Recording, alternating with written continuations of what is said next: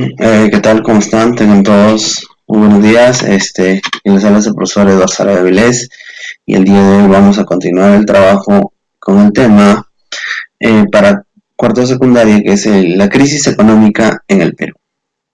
Bien, debemos entender que este tema viene después del proceso que se dio en la guerra con España y también del proceso que se dio en la prosperidad falaz.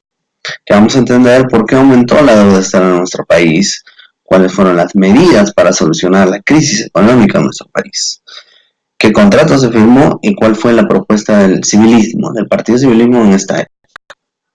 Comenzamos.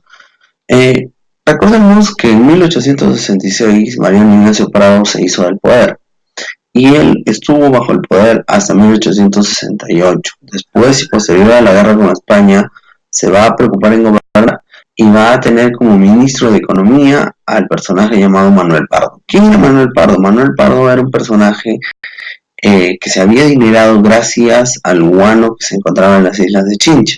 Él y un grupo de peruanos habían comenzado a extraer ese guano y esa extracción se llama la explotación de los consignatarios. Bien, ¿por qué se dio la crisis económica? La crisis económica se dio por el aumento de la deuda externa. ¿Por qué más se dio? Por la corrupción de los consignatarios. Es cierto, los consignatarios no ofrecían el precio real al Estado peruano.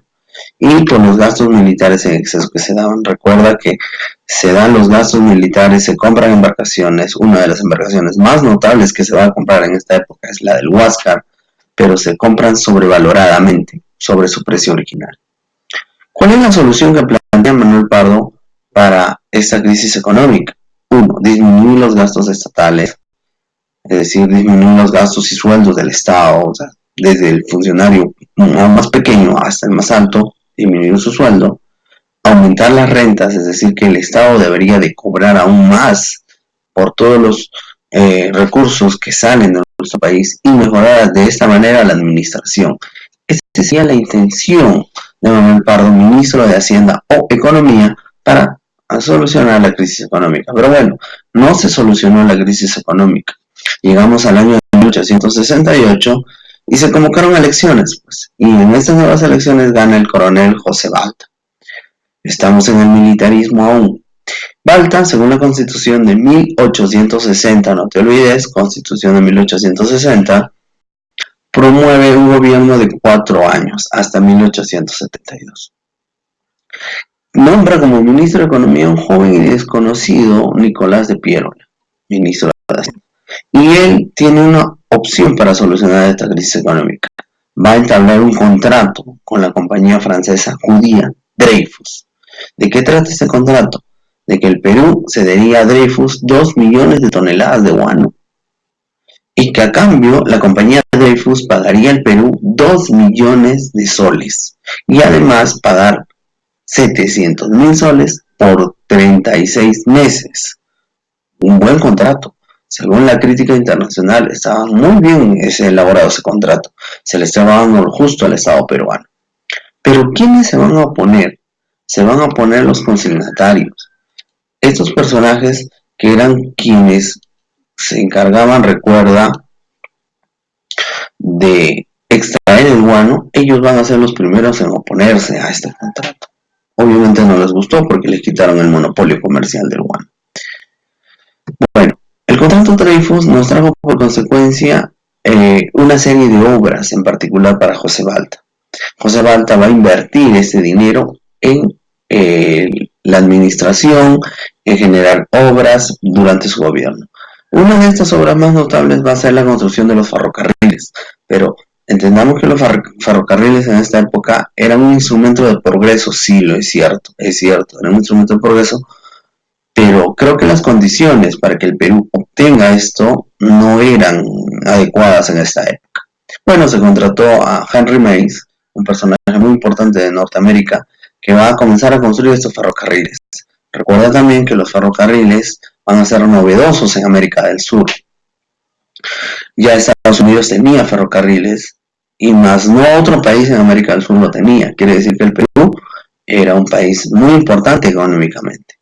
Henry Mays trae y comienza a construir ferrocarriles a lo largo del Perú, te indico que investigues un poquito más cuáles son los tramos de los ferrocarriles y qué ferrocarriles hasta el día de hoy podemos encontrar.